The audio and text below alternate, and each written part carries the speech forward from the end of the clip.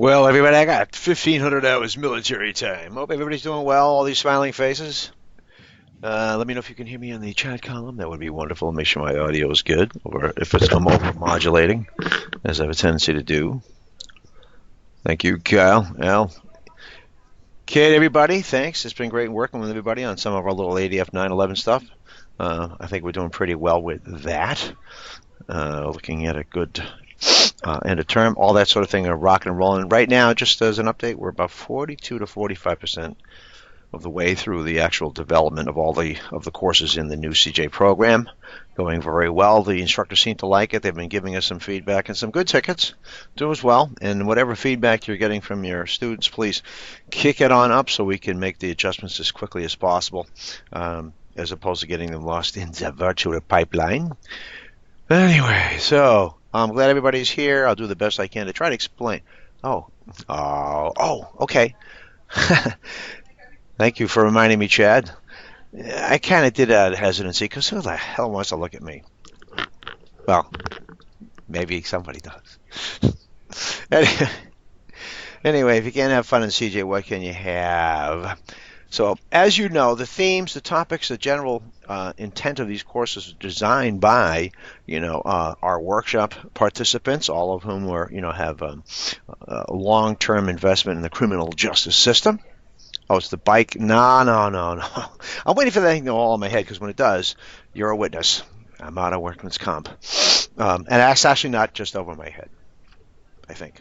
Anyway, long story short, as you know, so the authenticity is built in. Oh, okay, hang on a second. Let me see if we can fix this. I have one of those. I have a stand-up desk, so if it's awkward, I apologize. Thank you, Rachel. How's that better? Can you see me okay? Thank you, Carly. All right, then.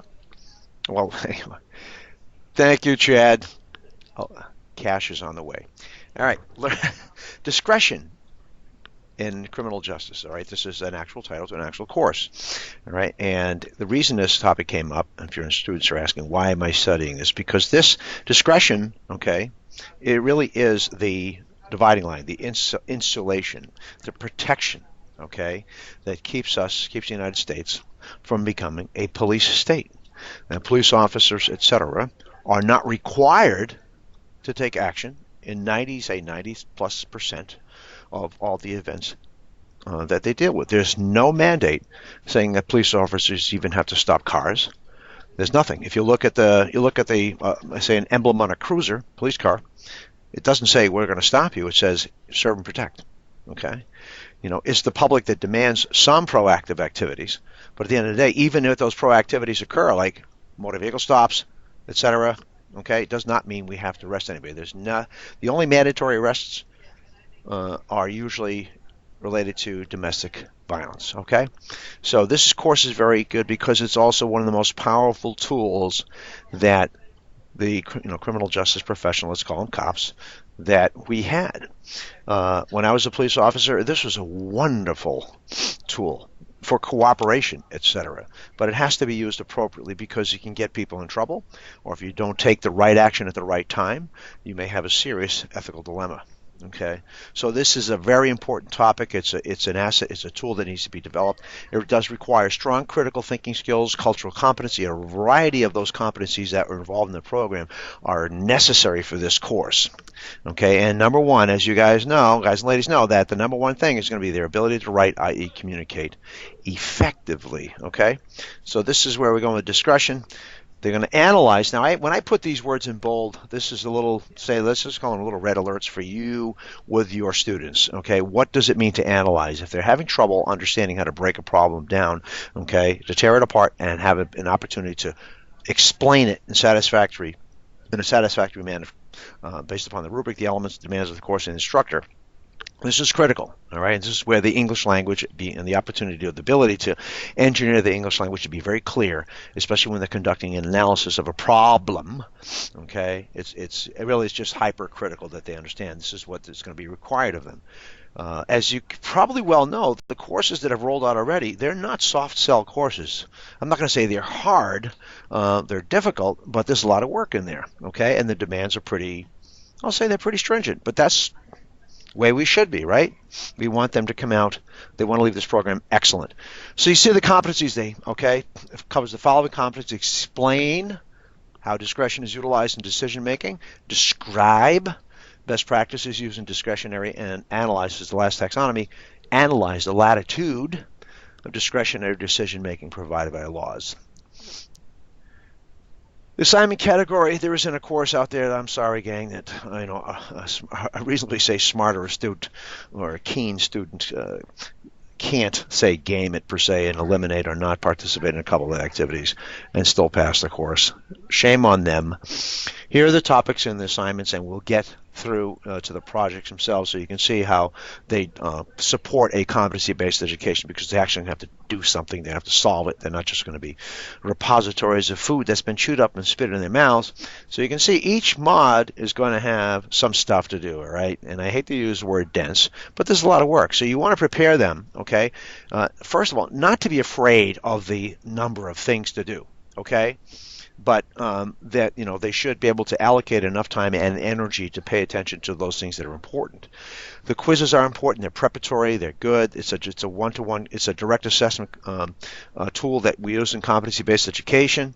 All right, but it does start off, say, reasonably soft and easy, and then it moves on. That's all right to mod 2.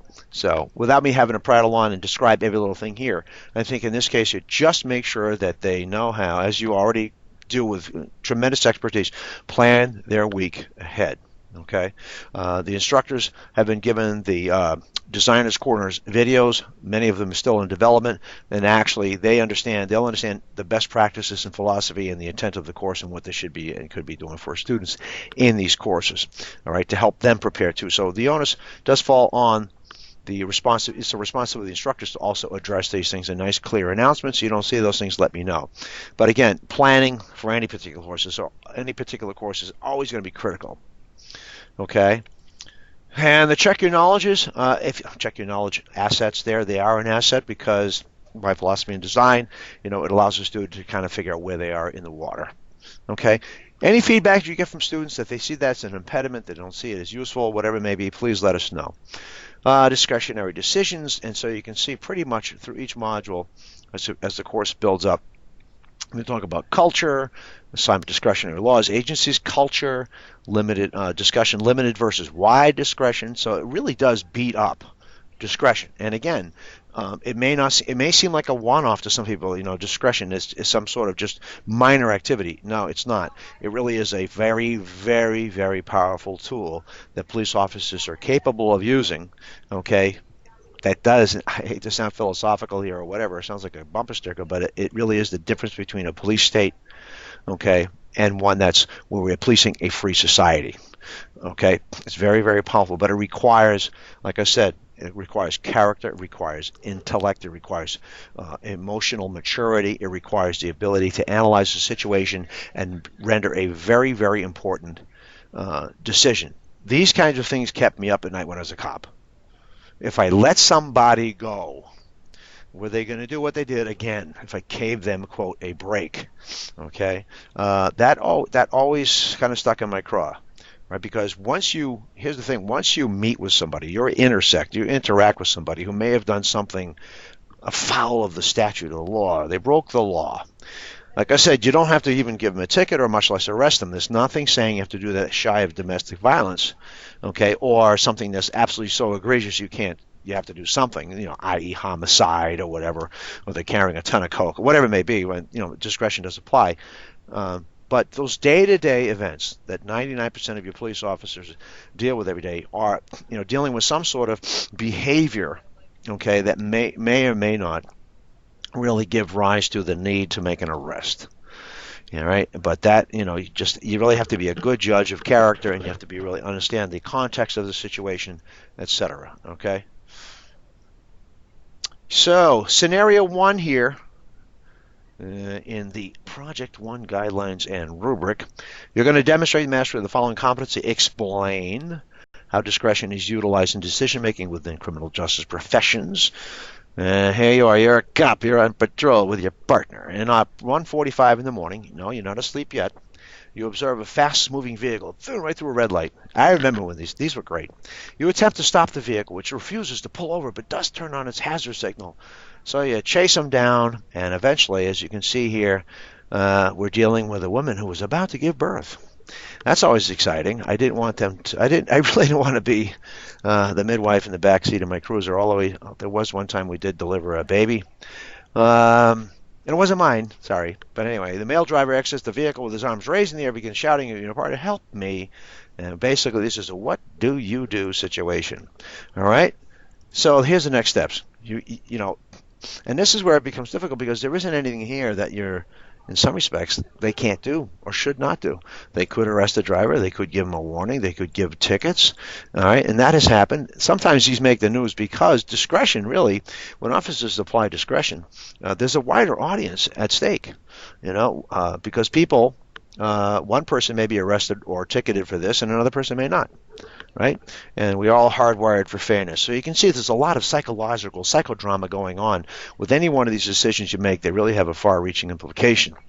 So your justification statement, they're going to be creating a written, internal justification statement to submit to the chief. You're a brand new copper and are asked to provide information on how discretion could be used for this situation and other situations. Using the scenario, they're gonna write. Okay? All right, and here's all the sections that they have to be able to respond to. So what does it mean to exercise discretion? Okay? And the role it plays in the CJ field. To exercise discretion. It's context, it's application, it's situation to situation. They're going to describe, again, writing is key, the roles, integrity, authority, discretionary power, and morality play in discretionary decision making. And this was something like I said, this is interesting and also confounded many of us on the job. Where one officer might give somebody a break, but the context was different from a similar situation where another officer did not. And I've seen officers get in trouble for not making an arrest, okay, for whatever it may be. And it's not a pretty sight. So there is a lot at stake here relative to not just the person they're dealing with, but actually to the career of the police officer, all right? Describe the roles, integrity, blah, blah, blah, and morality play in the decision-making. Keyword is decision, the ability to make a decision, and in this course be able to explain their rationale. What's the relationship between that? You can read through these things here. I did record this as well, and I'll kick it up. What is the difference between ethics and morals? How does that affect discretionary decision-making? And it could be block to block. This was something I always loved teaching in the brick and mortar, block to block.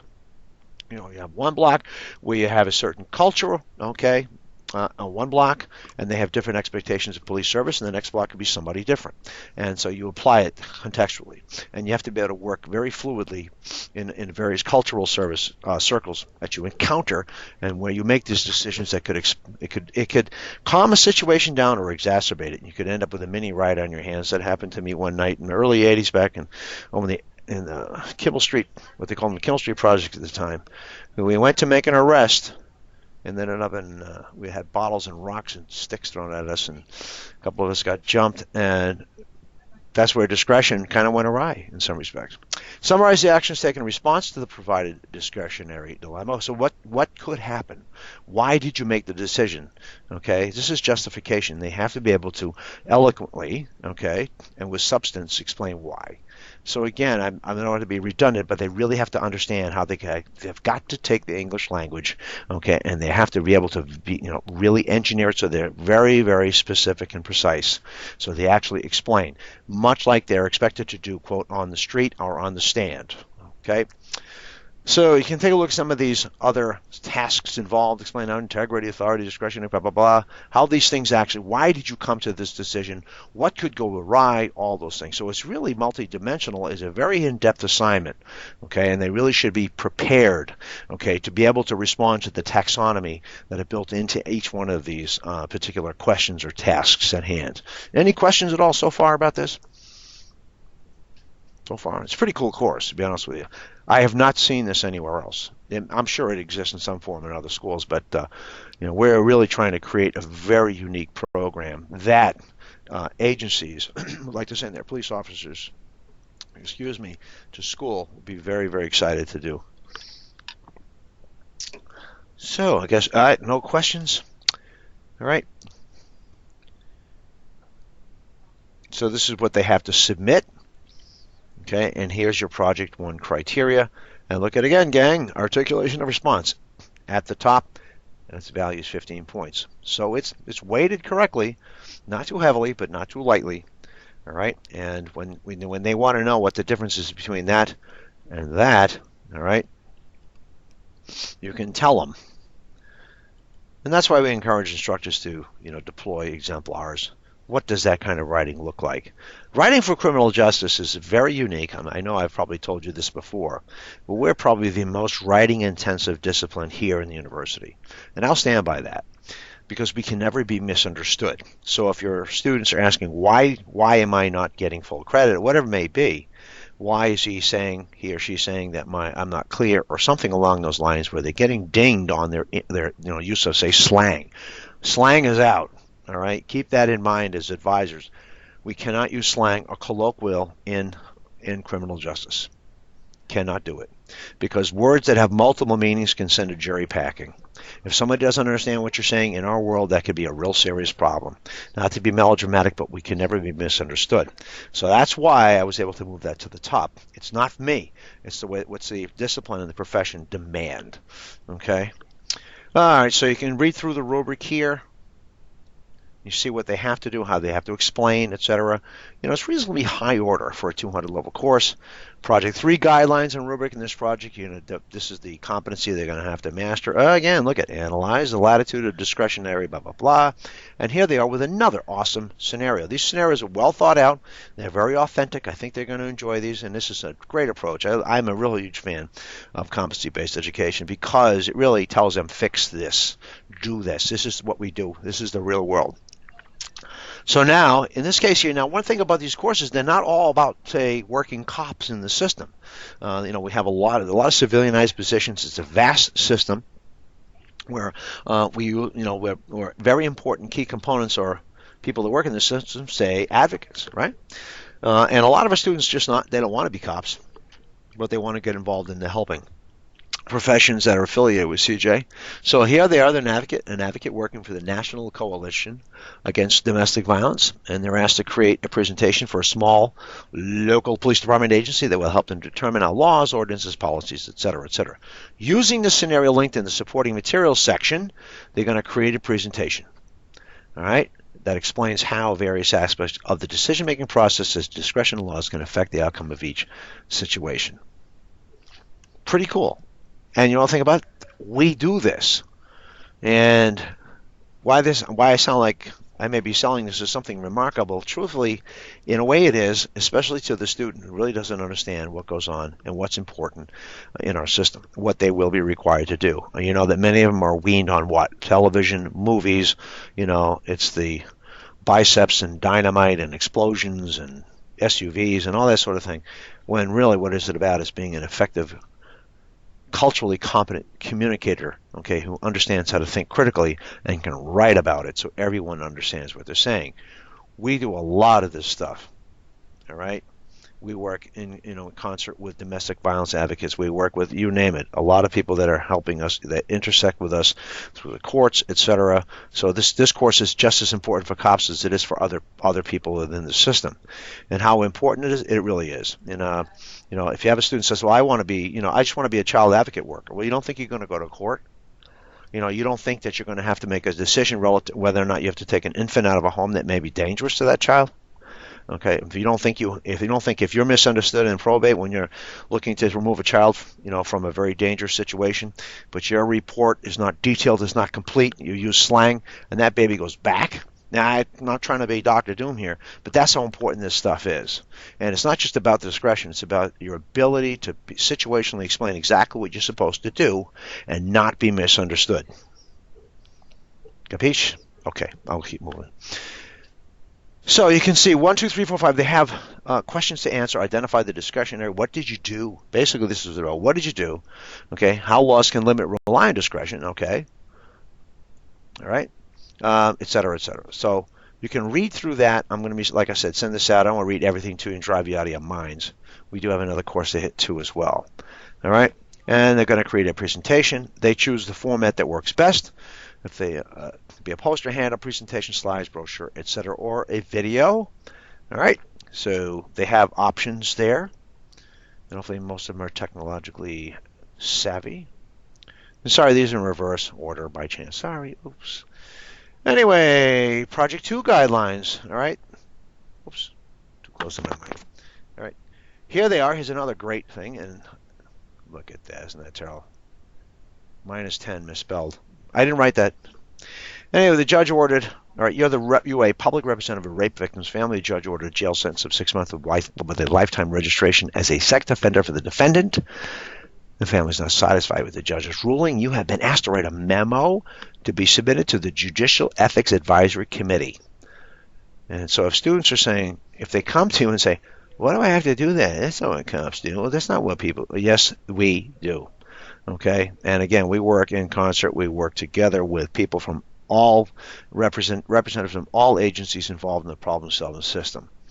Using the Project 2 scenario and Project 2 template, there's a template provided. Again, the assets of this course are readily available. They're easy to access. Navigation shouldn't be a problem when they need to access things like templates that they can fill out. The templates are great. They're almost basically, they almost kind of just they really prime the pump for the student just to put the information in where they're supposed to put it and then move on from there. Okay? And the link in the supporting material section, as you can see. Any questions or issues with students not finding them, please let us know right away. All right, you're going to create a written memo to submit to the head of the Judicial Ethics Advisory Committee, and you can explain the parts of the decision making. Again, down here you'll see where it says they have to analyze discretionary decisions made by the CJ people, what decisions were made by the judge who's affected. So it's very in-depth. They really tease out all the granular stuff that goes on through this whole, the whole decision-making process, the results, explanation, justification. All right, so what they submit, they're going to submit a memo. All right, there's a template that helps them write the memo so they understand that. They understand, basically how to write it. Students who get hung up, they do get hung up, as you guys and ladies know, they hung up on logistics. What is this supposed to look like? It's there for them so they can actually readily apply their thinking and ink it up. Project 2 rubric. You can read through that. Font's kind of small, but you can see again, ta-da, that's at the top. Okay, so that, in a nutshell, sorry about the order of the project, but nonetheless, you get the picture here. Really cool course. I'm really excited about this course. I think it's awesome. I wish I had this. We had it in some form. It may look like an ethics course to some extent.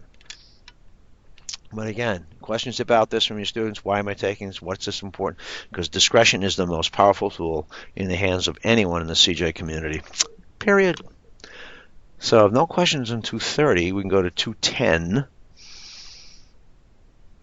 We cool? Can you guys, everything cool? Everyone on the right track? And I think you're getting, let me know if I'm not conveying the philosophy and the intent and how deliberate these courses are relative to the assets or the competencies and characteristics and traits that are required for employability. Okay? And I didn't put this little warning label at the other course here, just for purposes of today, but you can see the program is more writing intensive than the previous program. Then, look at that. The previous program. Okay? The articulation response, as you well know. So this is right here. Pull this out of your drawer anytime a student is questioning or coming to you and saying, I didn't get a good grade. First thing you may want to take a peek at, if you do have time, whatever, if you look at what they're doing. I don't know if you have time to do that, but you're all very, very bright people, very well educated. You know the difference between, let's just say, good grammar, organization, spelling. You know the difference between good and bad. So if a student's having problems with that, and they think they explain themselves well enough, you tell them that the parameters and the stipulations and the expectations for criminal justice in this program at this university are high. Okay? You know what I always tell my students, when they come to me and say, how come I got a C on this paper? I always got an A. I love that. I said, oh, is that right? Yes, I did. How come I'm a 4.0? Well, here are the deficits that I'm pointing out to you very clearly, and I'll give you an A, absolutely, but you're going to have to sign off on an affidavit relieving me of any liability or responsibility for lying to you. and I will not deceive you. So the instructors are told, and they do, and they adhere to the same principles and practice of a lack of deception. So you can say that, listen, now this is professional standards, and we're not going to deceive you relative to what you have to produce, okay, in a life and death system. That's the way it is. Learners will examine the function. Now, this is a pretty straightforward course, all right? But what's cool about it is the competency-based things that they're going to be doing, as opposed to just saying, this is how this prison's designed, this is how they classify, no, it's more active like that. They also look at some of the problems that are inherent with the United States correctional systems and the philosophies, etc., and design. They can examine the function of correction in the United States CJ system to develop an understanding of the structure, function, and relationships. Okay. All right, and there are systemic issues they're going to look at that impact incarceration, ideologies, etc., overcrowding, you name it. So they really get into the weeds. This isn't just some sort of propaganda. Excuse me. Again, look at some of these, like analyze, describe, analyze. All right, and the only way we can assess that is through their writing capabilities. Okay, so in this project here, Proyecto número uno. In this project, you'll demonstrate the mastery of the following. Again, here you can see the taxonomy. And now what's going on here, they're working for a Vera Institute, which is a private agency dedicated to tackling the most pressing issues of our day, or injustices, I should say. You see what I'm saying? They're getting right in the weeds on problem solving, which is awesome. They're not just talking about what corrections looks like, what it is, but we're looking to create students that are not just articulate, but also agents of change. That's who we are. You're, call them social justice warriors, whatever you want to call them, but they want to get in and fix things because definitively there are a lot of problems in the system. And we don't want to just graduate people that are going to be automatons going out, just jumping in the system and, business as usual. So your work group is writing a grant, which is really cool. We do a lot of grant writing, and a lot of it makes it, and some of it doesn't. Asking for federal funding on behalf of the state of Alabama, the Department of Corrections, DOC, which desperately needs funding in order to build new structures and programs to combat overcrowding. Big problem. It really is a huge problem. When you look at some of the states or some of the federal prison systems, they say 85% of the people in there for drug offenses. So we do have a problem. So a piece of the grant you'll craft is the statement of need, and it focuses on reviewing the ideologies of punishment, which they're going to have to know. They're going to have to develop and demonstrate some level of expertise, in the ideologies of what punishment in a free society actually means. Explaining considerations in corrections facilities, analyzing systemic issues that affect incarceration. All right, and systemic is important. And why do I say that? Because this isn't about people. This isn't about personnel. This isn't about one or two people making decisions. This is about systemic stuff. This is about what's going on across the board. Okay. Although this is provocative material, it does not lay blame at someone's feet. You're provided with a template to assist, so they have the resources section, and they will have that in hand. So they're going to craft a statement of need for the grant, go get that money, and explain the issues that generally relate to the corrections departments and how you seek to address these issues. Basically, what does that say? Let's interpret that. Damn thing keeps falling, sorry. Your ability to solve problems. Yay! All right. Ideological influence in the professional practice. To begin your statement, you will use research to analyze how the ideologies of punishment influence professional practice. Okay, so they're going to have, this is a short sentence, but there's a lot of meat in there. They're really going to have to read, and it's probably something I really haven't pumped up the volume on in these tutorials, or whatever you want to call them, advising things, is that what makes a student a good writer is the level of proficiency and dedication they have to sustained reading. We all shudder when I've got 25 pages to read. Well, if that's the case, in a way, that's just too bad, because it's been determined by experts who know a heck of a lot more than me and students that you need to know this, you need to read this. Experts put this together so you can have a greater body of knowledge to rely upon here in the repository of your skull. So when it comes time to articulating yourself, you can reach back into what you've read and utilize the language and the terminology that represents professionalism. Okay? All right? The writing is a serious problem, and I'm sorry to just hammer that into the wall, but this is a big problem. I teach CJ 480 right now, and it's a capstone, as you well know, and I see a lot of students come skidding into that course, and their inability to be articulate, for some of them, is just absolutely tragic. They have been relying upon colloquial and slang terms for the longest time. They're not right. They don't understand how to write in an expository or scholarly fashion. So a lot of the work that I have to do at that course, their last course, is remedial. All right, and I don't mean to editorialize, but we need, and for the sake of the students and the profession itself, to really push that hard. All right, and push back when they say this worked someplace else.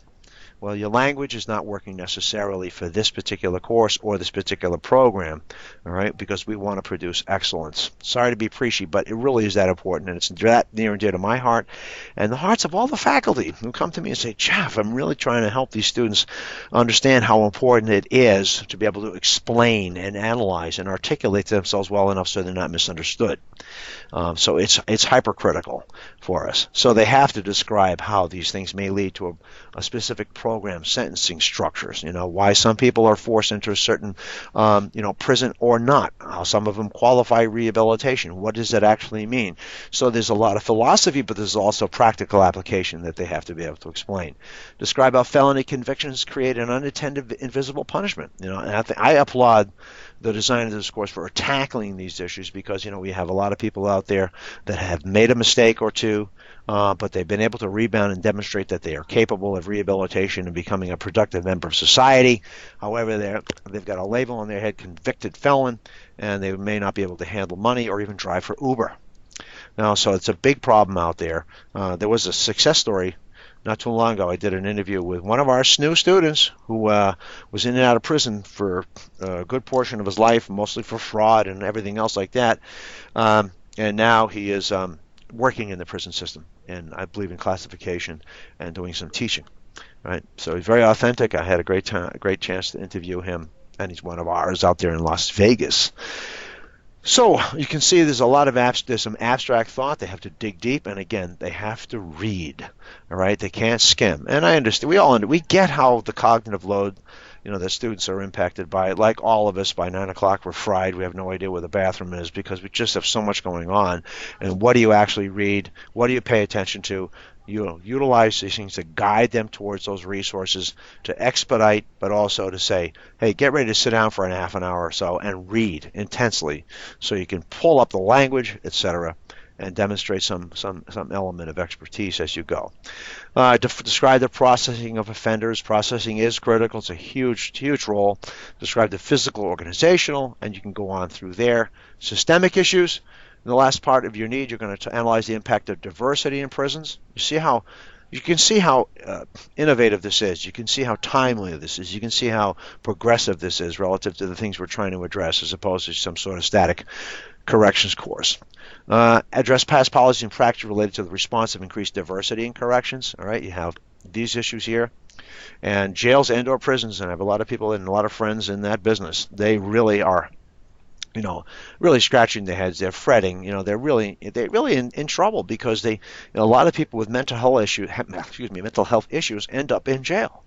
Some of them have been diagnosed and some of them have, but this really may not be the place for them, but they have a tremendous amount of responsibility in these jails when they actually care for, and a lot of law dictates the level of care they have to give, and there's a lot.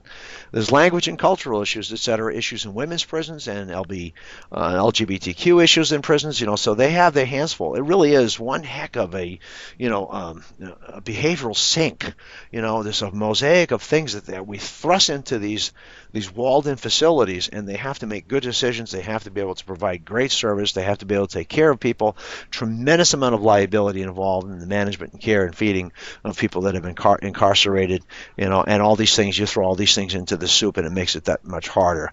The turnover rate for corrections officers is pretty high. It's a real tough job. Next, explain the rise of incarceration rates, etc., war on drugs, all those things historically that have really, impacted jails where you have, 6 people to a 2-person room or cell. So it goes on and on like that. What to submit? They're going to have their grant proposal. Project Rubric, as you can see right here. I can scroll through this without having to read it to you. I think you pretty much get the point. And I think the rubric, the elements there are they're well organized. They're very right to the point. Okay, and I think they're pretty easily explained if a student takes a look at this and they understand what's expected of them in this particular course. So if that's 210, And that's 2:30. And so questions. I'll just stop presenting and go over here so I can look at that way. And if you had a good nap, well, I'll take a thank you.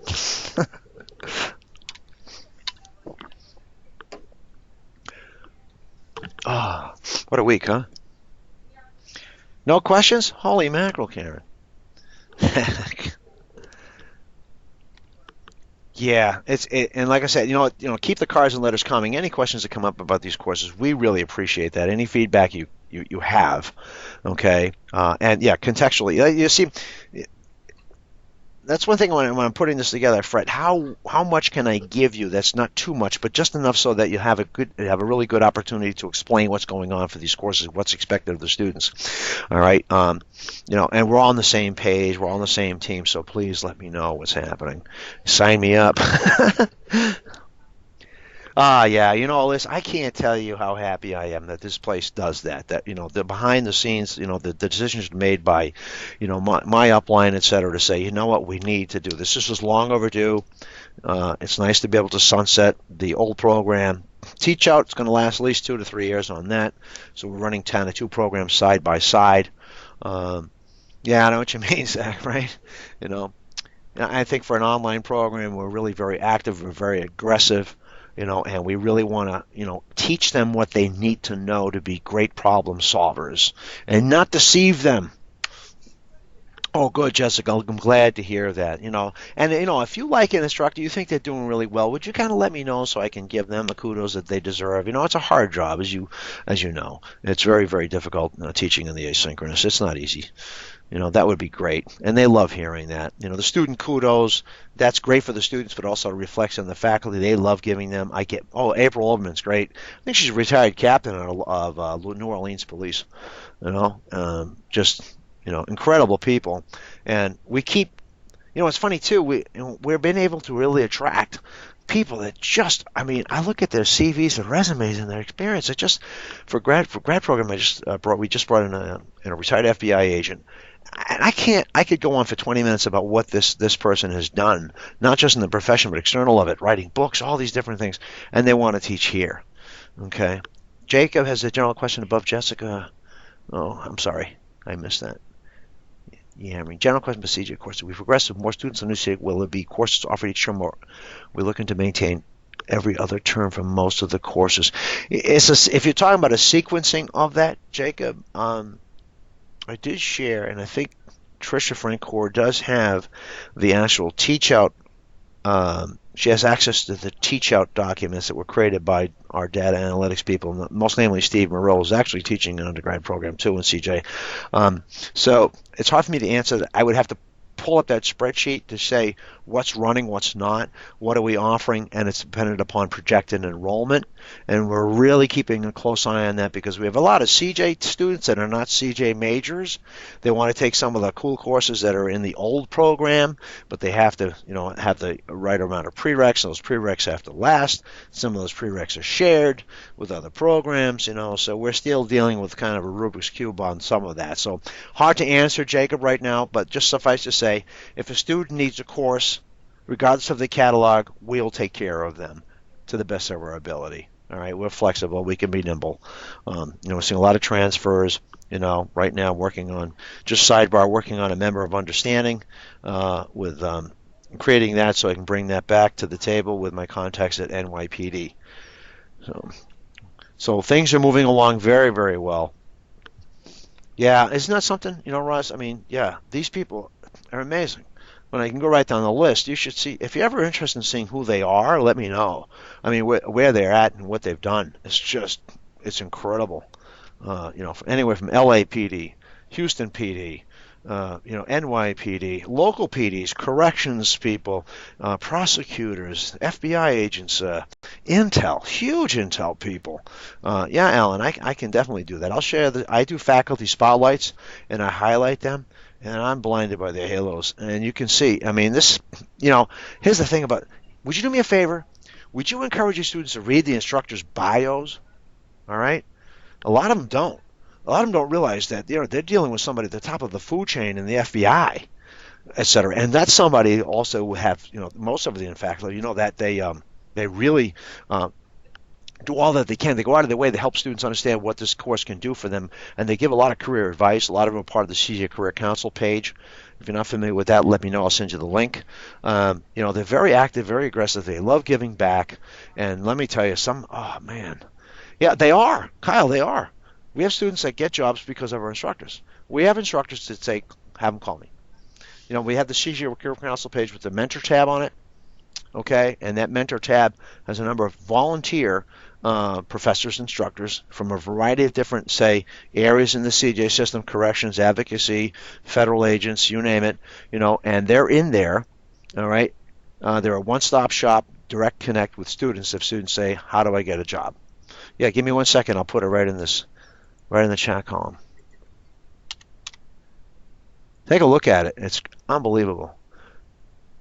And, this is just us trying to be as aggressive as possible because criminal justice is really difficult to, what the heck is going on here? Give me 1 second. I just got to throw my password in.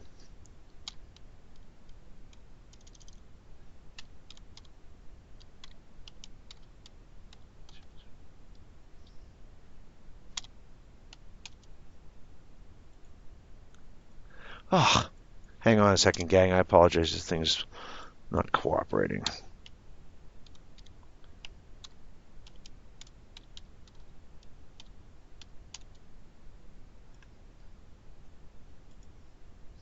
Okay, got it. Bang. Yeah, you got to take a look at that. And there are a lot of students that do populate that page. I have, if you know Dr. Hector Garcia, okay, retired lieutenant out of the city of Miami Schools Police, largest schools police department in the country. He is what they call a super adjunct, and it's literally a role, a paid role. So he has been my right hand man, per se, etc. Great asset. We work together, and he is in that page answering questions for students. Yep. I cannot tell you. I can't tell you. There's not one single instructor that won't talk to a student about getting a job. Not one. Okay. Because they know how hard it is. We can't teach some of the things, and I'll leave you with this. It's very difficult to teach. We can model it. Those things that are most important external of their coursework: character, decision making, critical thinking, let's just say good decisions. In other words, if you have some behavioral issues, your social media is a mess, or whatever it may be, your credit score is bad. If you blow up a polygraph, they look for patterns and trends, and they'll look for angels. But if you go into an oral board interview and they ask you what's your drug use, like, well, I stopped smoking dope yesterday, man. I'm done. All right, you know what I mean? Not to be facetious or funny, but it's all about character, and they go right all the way back to kindergarten. I'm not kidding you. They will interview your kindergarten teachers if you're applying for a, quote, cop job, corrections, whatever. They were very, very, very extensive. So all those things are very difficult, but our instructors love telling them and modeling those behaviors and expectations for the job. It's easy to run for Congress, So these are the things we're trying to convey to the best of our abilities, and that's why, like I said, articulation and response is really part of one's ability to be self-disciplined, high self-efficacy. In other words, being dedicated to sustained reading so they actually understand how best to communicate. Does that make sense? So this is what we're really pushing and promoting, and with your support, this will be the best CJ program online in the country. And I wanted to make it the largest. Yes, but they're also the most effective. When they leave here, I want them to be confident that they know what they've learned really would be a tremendous asset relative to employability, or if they're already in the field, promotion, right? So, if you have any questions, you know how to get a hold of me. Give me a shout. I think everybody has my cell phone number, all right? And keep thank you very much for your cooperation on the ADF 911. Practice that we use. That's put a lot of fires, reduced a lot of disputes and appeals. The student kudos are great. Love doing those. Faculty kudos, like I said, if you get any really cool faculty you really like and they've done a good job, let me know. I really appreciate that because I know they like to be recognized. Yeah. Oh, you haven't seen that? Yeah, take a look at it. Yeah. That is embedded at least in 2 CJ courses where students can say, hey, if they're looking for direct advice and counsel from someone in the field, they can go right to that link and talk to them. One-stop shop. All right then. So you know how to get a hold of me. Let me know what you need. I need your feedback. Thank you. And thank you, Jessica. You know, working with you guys is a pleasure. I know how hard your job is, and if I can make it easier, please let me know. Anything I can do, as you well know. You know, yeah. Now, you guys have my cell phone number. You can call me anytime. Hang on a second. Let me just do this. 603-858. That's my personal cell phone number. You can call me anytime, 7 days a week. If you have a live wire going, you need something right away, give me a shout. Okay? My 5 minutes of my time can save you 5 days of agony.